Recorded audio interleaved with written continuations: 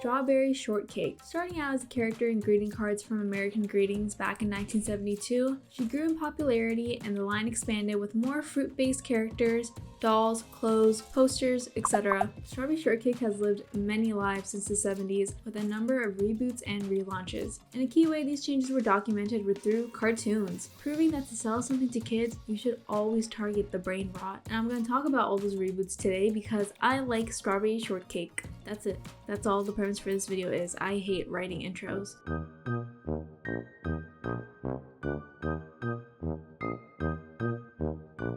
The World of Strawberry Shortcake is an animated TV special that aired on syndicated television stations in the United States in 1980, making it the first to start us off, and by the way, also cost $400,000 to make. Strawberry Shortcake lives in a strawberry field in a strawberry shortcake with her cat, Custard. She has berry friends who, you're not gonna believe this, also live in similar dessert-themed houses with berry names. And if you still don't get the theme, don't worry. The theme song explains it even more. What's it like to stay in a cake made of strawberry? Work and play in a cake made of strawberry. Learn the way of little Miss Strawberry. Also, surprise, this is filled with songs randomly, which is a reoccurring theme for everything we're about to watch. In this town is also the peculiar purple pie man who steals their berries for his pies. The peculiar purple pie man of Porcupine Peak. Yatta-datta, yatta-datta. In this special, Strawberry's friends are planning a surprise birthday party for her, so they lie and tell her they're too busy to hang out, which causes her to have a breakdown. Why doesn't anyone seem to like me anymore? Totally not dramatic in any way, Strawberry. Meanwhile, Pie Man sells her friends a pot as a birthday gift for her that's been enchanted and causes the whole field to flood when she uses it. He then says to give them all their berries and he'll undo the flooding. But don't worry, the sun, yes, the sun, gives Strawberry a wish for her birthday, and that wish is to kill Pie Man. Well, not really, he just makes some trees threaten him. He gives the berries back, but Strawberry's like, let's just be friends anyways, bringing into question why he didn't just, I don't know, ask for the berries. They then sing a duet about the word berry, and Pie Man's reformed and it's a happily ever after. Everything in this special is so freaking cute. He writes me notes only I understand. It says, let's give the party at Lilac Park. Great idea. Good thinking, Apple Dumpling. Oh, did Dumpling think of that? It's painful how cute this is. I'm not joking. The backgrounds and settings are great. They're tiny berry people who live in pies and cakes with other similarly themed items. I love this. It's so cute. It has a 30s to 40s cartoon vibe to it with random objects having faces and this overall jumpy and preppy attitude, which is included in the setting and animation. And stuff just happens. Like, is the sun God in this universe? How is he the narrator, active character in the story, and also controlling the plot? All the berry characters are very in your face. They've got like one main characteristic each and they tell you it right away. A party for Shortcake? How old is she? 6. I think she's 7 if she's a day. Party. When will you learn not to say what you think? The Purple Pie Man is more interesting though. He's an over-the-top comical villain. We don't even know why he tries to steal the berries really. They're not gatekeeping them very hard. He does this little jig too. He's a classic goofy mess-up villain. Strawberry herself is one of the best parts about this special. Why? Because she's so cute. She's very innocent and naive in a wholesome way. I think what really makes her great though is mostly her voice actress who also voiced Minnie Mouse. Oh, thank you so much. Oh, I love you all so much. The berry birds, save the strawberries.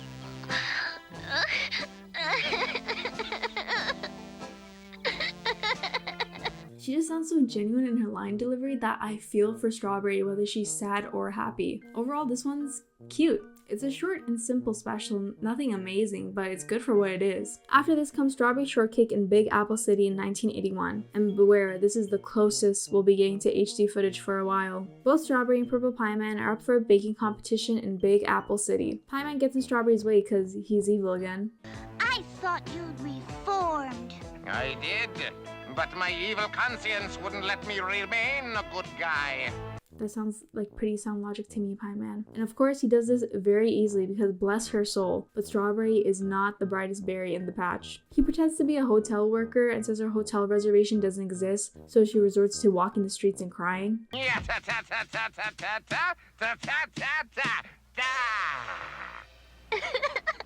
But from this, she meets Orange Blossom. I can't see what I'm painting. Oh, I'm sorry. Are you an artist? Uh-huh. Are you famous? My name's Orange Blossom. Ever heard of me? Nope.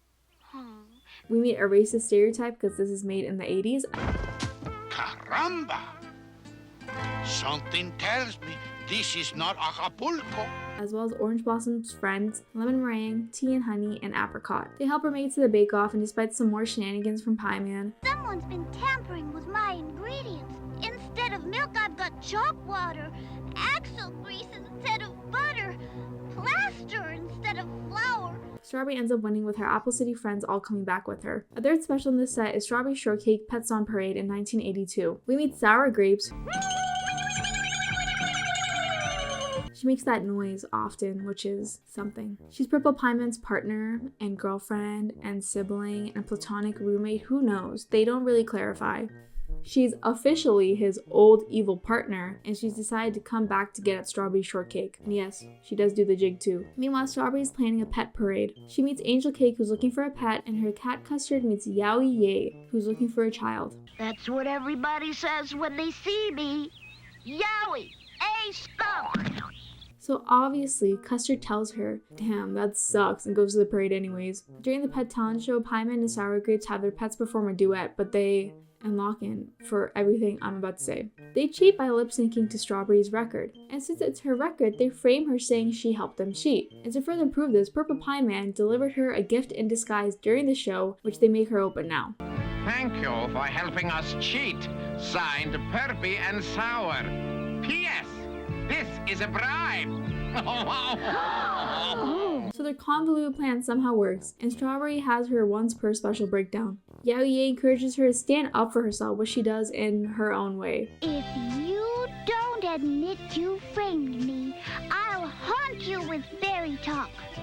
From very, very early in the morning to very, very late at night. Yowie wins for helping, Angel Cake adopts her, names her Souffle, and it's a happy ending. With each of these, the animation and backgrounds got more detailed and expressive, but they can all sort of be morphed into one, as the tone and writing is pretty similar, even though the third one gets a little bit off the rails. A change took place after this in the next special, Strawberry Shortcake Housewarming Surprise, airing in 1983 and newly produced in Canada by Nelvana. They're responsible for so many Canadian TV shows, like I'm not even gonna bother naming them. I'm just gonna show you a bunch of them on screen right now. And this Strawberry's just come back from a worldwide trip and is now moving into a new house. Her friends decide to throw a housewarming surprise for her, featuring her new international friends that are totally not created to tie in with the toy lineup. Purple Pie Man finds out about this from his berry birds and decides to steal the recipe from their very conveniently combined recipe box. They decide to play hide and seek because they're literally children, and the grown adult Purple Pie Man sneaks into Strawberry's house and manages to steal the recipe box. That sure looks like a funny cake. Foiled by a furry feline. You can't fool me. 1, 2, 3 on the peculiar Purple Pie Man. Strawberry realizes the berry birds repeat whatever they hear, so she teaches them berry talk to torture Pie Man when they get home. This actually works, but when Purple Pie Man goes to give it back, Sour Grape stops him, which results in them dropping it in a dangerous spot. This is a problem because British twins Lem and Ada, I'm not gonna lie, that's a good one, are stuck in the box. They all work to get them and it's a happy ending. Despite the new production company, this special is actually very similar to the other set. It's the same happy, preppy tone and nonsensical, silly plot. The biggest difference is that there's an overall more cartoony and childish feel, but this is largely due to the animation because it's much more expressive and dynamic, especially for Purple Pie Man and Sour Grapes. Personally, I wasn't a fan at first of the art style change. The bigger facial features give a slightly scary and uncanny vibe in a very Cabbage Patch Kids sort of a way. Overall, the special is what it is, and it's good, I thought. A silly, wholesome adventure for toddlers. 2 more specials were made with Nelvana, and they are also pretty similar. After this was Strawberry Shortcake and the Baby Without a Name in 1984. In this one, they meet Plum Pudding, Peach Blush, and a baby. The baby doesn't have a name because, as they say, no one's been able to think of one. Yep, that's the reason that they give. Make a wish, little one. I wish that I had a name. There's been signs of a monster in Strawberry Land, so Sour Grapes and Pie Man are planning to catch it and sell it for money. Turns out not to be a monster, but this thing named Fig Boot. And the Berry Kids stop Pie Man from getting him. Ends with them all singing a song celebrating like every other special. And the baby with no name? Well, she still doesn't have a name. But I still don't have a name. Don't you worry. I'm sure that someone somewhere has just the right name for you. Yep, she's literally called Baby Needs a Name on the wiki. And finally, the last of the 80 specials is Strawberry Shortcake Meets the Berrykins from 1985. The gang wakes up to their own fruit on their doorsteps, although they never move them. Turns out these are actually the Berrykins from the Berry Princess, who give sense to the fruits of Strawberry Land using them. Why are they just finding out they have a princess ruling over their whole land? And what ramifications does this have for the political structure of Strawberry Land? We'll never know. Purple Pie Man and Sour Grapes are coming up with the world's best perfume as a get-rich-quick scheme, but instead they create a toxic vapor cloud that stinks up all the fruit and is about to burst and make everything smell. One of the berry birds captures the berrykins, realizing they can be used for the perfume. Strawberry, along with the strawberry berrykin, gets them back, stops the perfume production, and the princess gets rid of the cloud. Again, it's a happily ever after. These specials aren't that special. They're simple preschool kid stories. While I do think the world and concept is fun and cute, it's not like they really do much with it, but it's not necessarily bad either. I found the novelty of the aesthetic and cuteness nice in the beginning, but watching these specials continuously, I was bored by the end of them. And the later half of the specials do get a lot more boring and feel like they drag on, so I can't say that it's a very good piece of animated media, but at the same time, these are quick things that little kids are meant to watch, so like I said, it is what it is. I do think it would satisfy the crowd that it's meant to satisfy. After all these specials, a relaunch was attempted under THQ in 1991. It didn't go anywhere and had no animated features, so we were left in a drought for a number of years. That is, until the 2003 relaunch Strawberry Shortcake.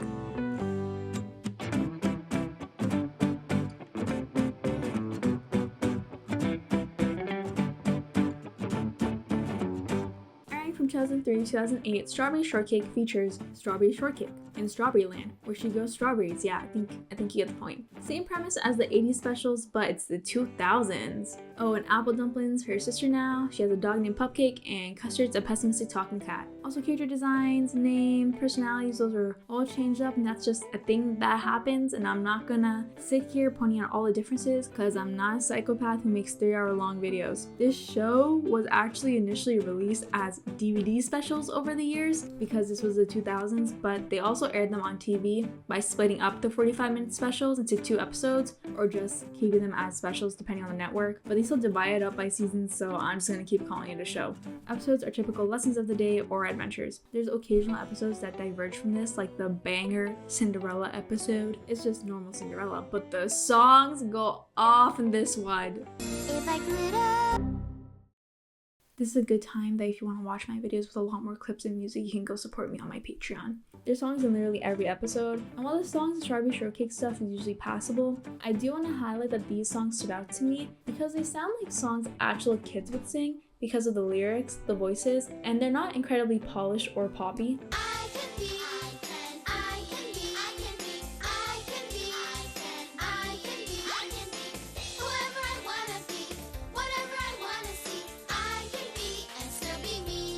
We meet new characters along the way that pop up again to join the main cast from time to time, with this increasing in season 3 where they included the theme of World of Friends based on the relaunch of that toy line. This is where Strawberry occasionally learns about other cultures, which I'm sure they meant well, but some of the stuff that happens in these episodes is hilarious. Like, they equate the character Tea Blossom, who is very clearly inspired by Asia and specifically China, giving Strawberry tea to try and her not liking it because it's different to what she's used to Tea Blossom not liking Strawberry's cultural dish of a sundae. Also, the character Crepe Suzette, just everything about her. Disaster! Calamity! Why did your poop cake and custard make my eclair run away? Season 4 changed things up, but only in terms of character design, because they have a time skip to make the girls teenagers for some reason. I couldn't find out why, and making them older just means they have long hair now, I guess. They drive now and have jobs, but like, Strawberry went all the way to Paris alone. I think we can show her driving. The real reasons for the age up was probably some guy in corporate realizing little girls want teen girl toys. As for the show quality itself, it's pretty average. It's just a daily lesson for kids to learn through characters being stupid. Like, don't be a sore loser, be nice to others, learn to get along. They carry over some concepts from the 80s, like pets, dessert themes, and songs, but the show overall does a pretty good job being what it is again. I found the characters decently likable, but they still mostly have one defining character trait or quirk about themselves. In Strawberry Shortcake fashion, there's a wholesome and down-to-earth vibe within the show that's always present, and the kids feel like children through the way that they talk, act, and even sing. The wholesome theme and happy world is nice, but I'm an adult. I ate this up when I was 6, but after a while of watching these, my brain went to mush and it couldn't keep me that interested. I'd watch some episodes and go, okay, that was cute. You have to be home before 8 o'clock. I thought it was midnight.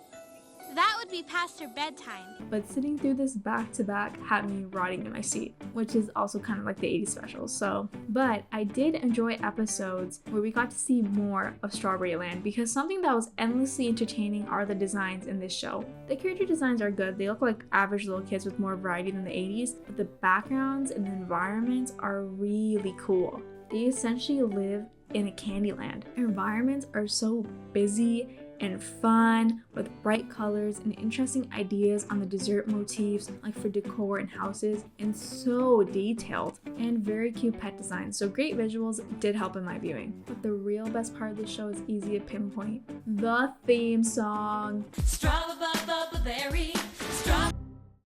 This theme song is so good. It's so catchy and fun and addicting. I miss cartoon theme songs. Strawberry is a genius in this show. She is the most emotionally intelligent 8-year-old you will ever see. She's kind and very understanding of others and always knows the right thing to do, which is kind of lame. Hence the show being filled with characters and her cat Custard being the only talking animal, and a sassy one at that, probably because they knew she was a little bit boring on her own. The way she lives on a boat and the way she talks, I don't want to be friends with someone like her, and you shouldn't either.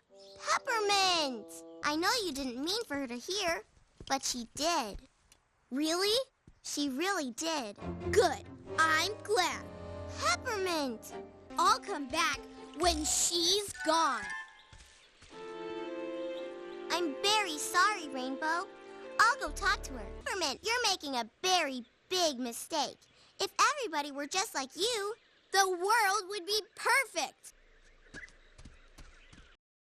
Also, you didn't think I forgot about Purple Pie Man. Him and Sour Grapes are both here, and they suck, to be honest. He does his usual thing of trying to get their berries or get rich, but Strawberry's a lot smarter in this, so these tactics have to actually make sense. But in turn, he's not as funny or silly. They're just evil, generic villains, and all their quirks are taken out, like the jig and Sour Grapes noise thing. Well, he does the jig sometimes, but like, he doesn't mean it, his heart's not in it. Also, he looks weird. His eyes really close together, and his face is huge and long. The proportions are just so silly, like why does he look like he has cheek implants? But both are barely seen in the show anyways, and they actually make their first appearance midway into the show with 2006's Strawberry Shortcake Sweet Dreams, a CGI DVD movie. This actually came out after the second season and is Purple Pie Man's first appearance, but like, it's just easier to talk about now. Don't mess up the flow of my video. In this, Strawberry's crops won't grow, and Purple Pie Man comes to steal her land. The sleep bug comes to visit Strawberry and sends a very unhelpful message. There'll be trouble!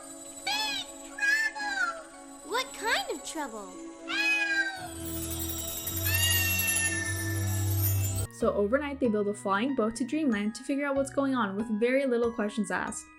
The land of dreams is very dreamy. Thank you for that observation, Strawberry. When they get there, they go help Sandman with his dream factory because Pie Man's taken over the dream factory and won't let dreams out.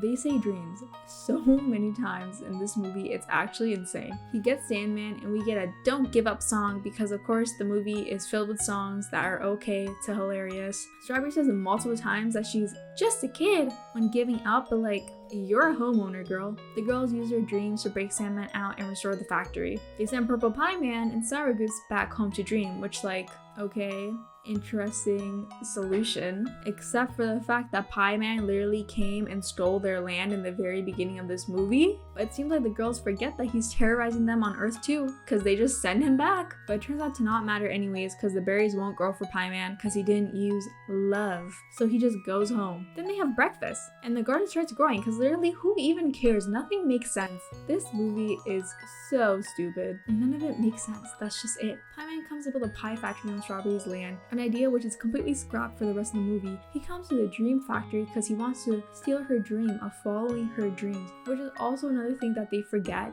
Also, Strawberry's schizophrenic and hears voices in her head that is never explained. Raspberry Torte and Lemon Meringue are added on characters to this, and Raspberry Torte is mean for no reason. But I have to have berries for my cakes. Oh. Get over it, kid. Well, there you have it. Aren't any more. That's all of them.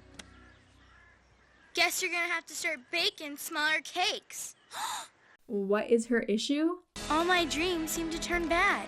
Oh, she's a hater because all her dreams turn bad. Okay, and what's Strawberry's solution? Next time you have one, think good stuff, and the bad dream won't stand a chance. Thank you for the wonderful insight of just stop doing that, Strawberry. Also, the style of the show does not convert well to CGI. They look alien and lifeless, they emote very little, and every close-up of them is just, ugh.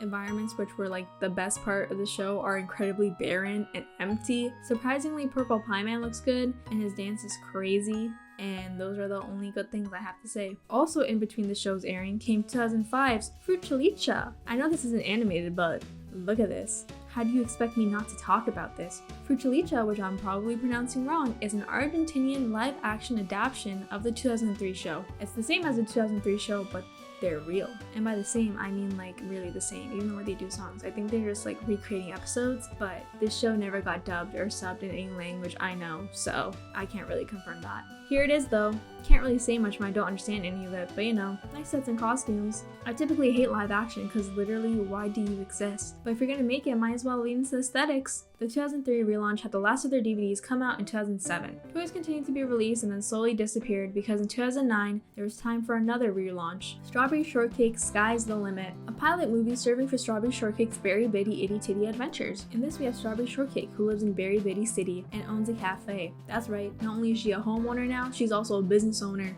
She still has custard and pupcake, and Berry City seems to bring back the concept of them as berry people that live in a giant garden. This has a set cast with each girl owning a business. There's also the reappearance and reimagining of the Berrykins, who are now citizens of Berry City. So are there racial tensions between the Berry humans and Berrykins? There's only 6 of the Berry people in town, and they run all the big businesses, while the Berrykins do shit like construction, although they're 1 foot tall. Nothing's even built relative to their size.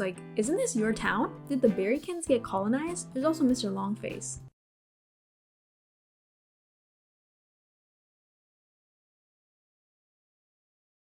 Anyways, in this movie, the water supply has been cut off by a giant boulder. They Berry gingerly try to move it and get scared when it fights back, so they give up. The Berrykins find water because they do everything here, but it's far away, meaning they'd have to move out of the city. Disheartened by this, Mr. Longface tells the girls about the legend of the Great Geyser that exposes water when revealed to sunlight. This leads them on an adventure because this story is totally not made up.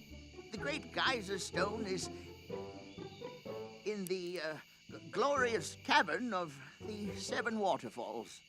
And where is that?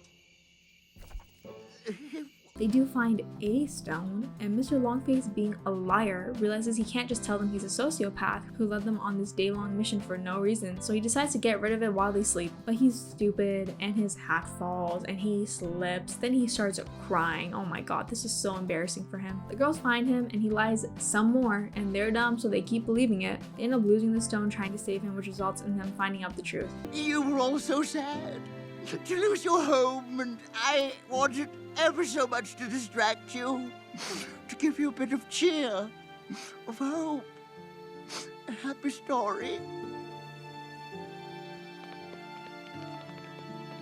Disappointed, they go home, which must have been an awkward walk back, not gonna lie. The girls look at Orange Blossom's plan to move the boulder again and decide maybe we should try that again because it seems more likely than a magical rock. Everyone works together to free the boulder, they get water again, and they forgive Mr. Longface. Now honestly, this movie isn't that great. And it's not in the Sweet Dreams way where it's abysmally dumb, but in the way where it's incredibly boring. Whatever obstacle comes their way, they solve easily, making the adventure aspect of this movie not work since there is no real adventure. They can't make it across this gap, so they try to pull down a tree. This doesn't work, so they make a stronger rope, and you're not gonna believe this. Strawberry fails twice to pull it down, but then she gets it the third time. Mr. Longface slips down this path, so they chase after him on a leaf, and that's it. There's one big jump though. Very exciting. On top of that, the girls aren't that interesting. They all have one unique character trait that we see sometimes, but they just kind of blend into one another. They all react and act the same way besides odd moments where they remember their one trait. So this movie isn't very good, but to talk about it more in depth, it's better we just move on to what came after, which is the actual show, Strawberry Shortcake's Very Bitty Adventures.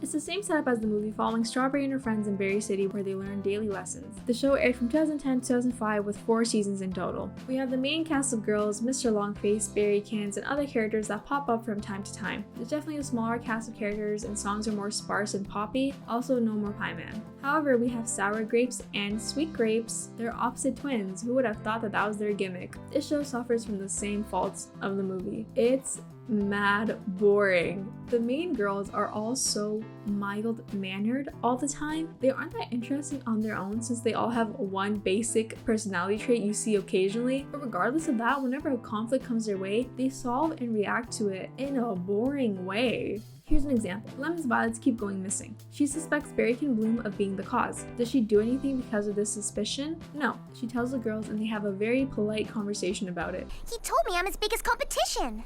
Maybe he's only complimenting you. He is nice that way. She also makes a mad face from time to time. Eventually, they all lose their flowers except for Berrykin Bloom. Do they get ready to get him for this? No, they're just quietly disappointed.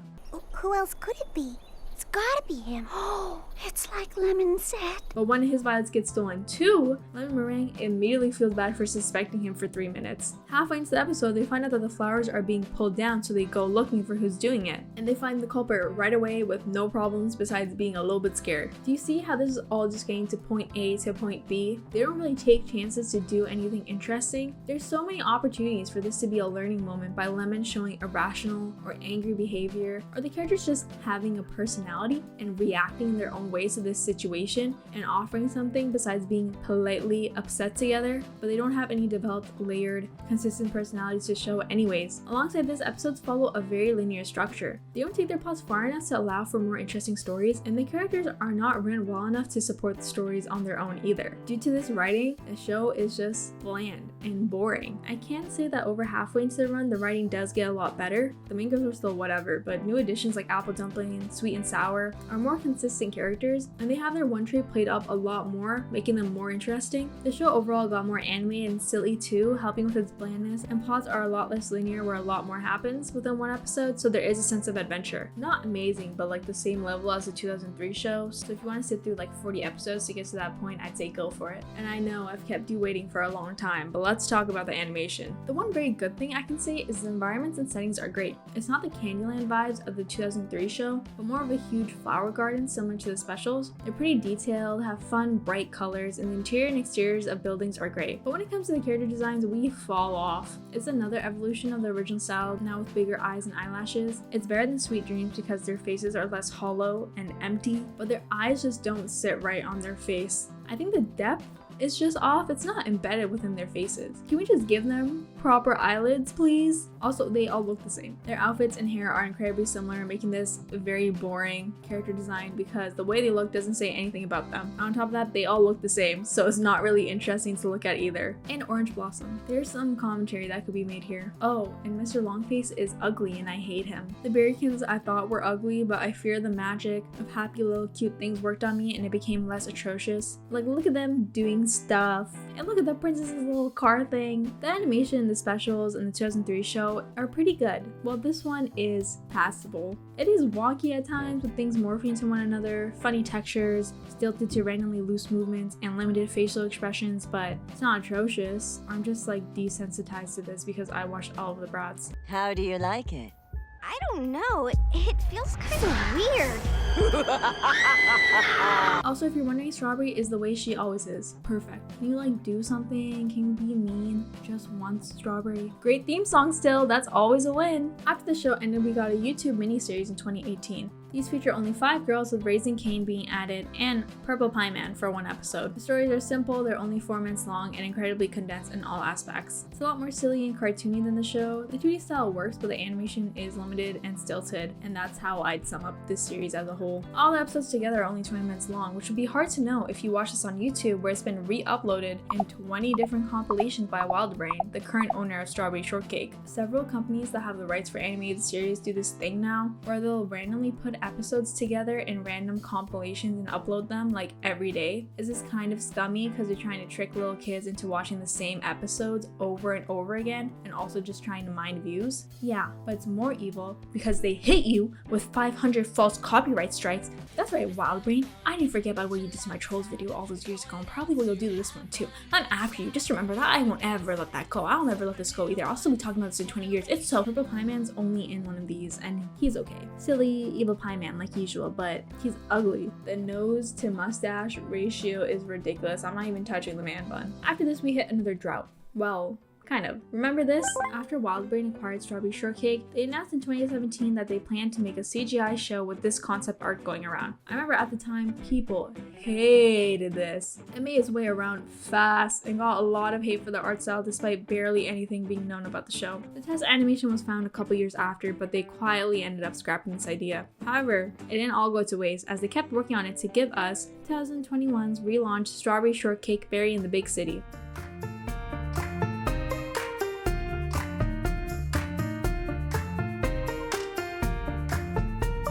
This follows Strawberry Shortcake moving to Big Apple City with her Aunt Praline to start a food truck at the Berry Works and become a great baker. She meets a bunch of other cart owners, and each episode follows her adventures in baking and the city. These are 11-minute episodes with 3 seasons so far, and it's fully available in 500 different compilations on YouTube and normally on Netflix. There's also 4 45-minute CGI specials, and listen, I talked about all the 80 specials because that's all we had, and the 2006 and 2009 movies were just like one movie I had to talk about. I'm not going to talk about all these specials because they're just extended episodes, but in 3D. So skipping the specials, let's get to the show. This show still has songs from time to time, which again are very poppy and basic, as well as moral lessons and adventures, but it's very different than every previous iteration. They take on a cartoony and comedic tone compared to the regular slow and wholesome one. It's the best gift I can give. A song!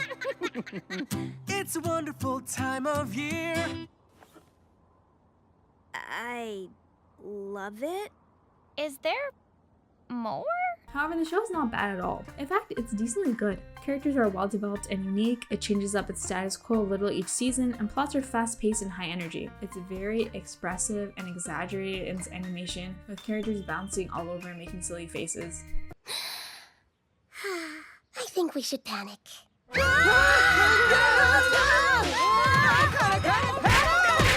It easily has the best, most developed characters out of everything else we've watched, and that surprisingly includes Strawberry. While she stays in tune with her usual kind-hearted, naive, and hopeful traits, she now actually has negative traits like a tendency to crash out and anxiety over her baking dreams. In all the other versions, Strawberry isn't really her own person in the stories. We usually follow her friends, and when she is involved, it's mostly about her helping somebody else or overcoming a problem that involves a more interesting character than her. She doesn't really have separate problems of her own, unlike this one where her spoon goes missing or she's not able to make macarons. Also, this version's woke. As a transberry, I love living out loud as my most authentic self. Look at how far we've come. Caramba! Something tells me this is not Acapulco. Hyman's back to and finally actually makes pies. Also, Sour Grapes is his niece, so I guess we're leaving the sibling, roommate, girlfriend, platonic partner thing behind forever. Hyman's a reoccurring villain for season 2 and shows up sometimes afterwards. He has actual motives this time, which is he's evil because he's a businessman. Art imitates life. He is still silly and goofy, but he's meant to be much more intimidating and an actual threat to Strawberry in this version, and he does manage to be a threat, but I wouldn't say he's anything particularly interesting. What stood out about the original Pieman was his goofy and silly nature and how comical he was, but this one doesn't lean too hard into being evil or even too hard into being silly. He's an alright villain, but you know, nothing to write home about. He also looks, interesting. I don't hate it, but I don't love it. His nose is too similar to his face shape. Bring the evil chin back. However, despite being objectively good, something didn't really click with me, and I sadly think the style of the show brings it down. Some character designs are good while others could be better. Strawberry looks great, but they got my girl Orange Blossom again. They gave her pants and a bandana and said that's all you need to look sporty. Rather than characters specifically, the whole style is just so simple and generic. There's nothing unique about it, and you wouldn't know a lot of these characters were from this show because it doesn't have its own unique stylistic identity, which is a waste, especially when the characters themselves are great. The whole fruit and dessert themes could be played up so much better. Lemon Meringue just has 1 lemon on her overalls. Like, you see they do this with some backgrounds, but it's rare, and if they utilize this, it would help a lot more in creating an interesting identity for the style of the show. I doubt this would be a problem for me if this was my intro Strawberry Shortcake, but since I know what can be done with this premise, it falls short, which matters because, well, it's animated. I want to enjoy the animation and look of it. And they do have good high energy animation, but I'm not interested in looking at it because of the art style. I think that stopped me from fully clicking with the show. It isn't a bad show at all though. It's very different from what Strawberry Shortcake has been historically. But Strawberry Shortcake doesn't have to be one way forever. This is the thing with discussions on remakes and reboots. While reboots and remakes definitely aren't needed, and some are definitely bad, sometimes people quickly get mad at these, not because they're bad, but because they're just different from what they're used to. This results in a lot of stuff getting unnecessary hate online by people who see one comparison image in one clip and decide to form an opinion on a whole show. But animation kind of lends itself to being endlessly recreated or reinterpreted. Strawberry's been through a lot of changes and each one brought good and bad, but most importantly, something different, which I'm always down for. Times change, the audiences these shows are made for change, so naturally they're going to change. And that doesn't mean they aren't worth a try just because it's different. I would always prefer that they just come up with something completely new so that people are allowed to be creative and unique rather than rehashing and reworking old ideas. But at the same time, I unfortunately don't control corporations, so I can't really stop the fact that they're going to keep doing this for as long as I live. And if there is a chance that some of these turn out like Barry in the Big City, I'm not really against that. This show gets flack online because of style and how different it is, and yeah, while it brings some disappointment in those aspects, especially when compared to previous versions, it also brings a lot of good stuff, and you only hold yourself back and choose to be a grump if you don't even open up your mind to giving something different at least a chance. But the one thing I should never change, no matter how many times the animated property is remade and rebooted, is a banger theme song.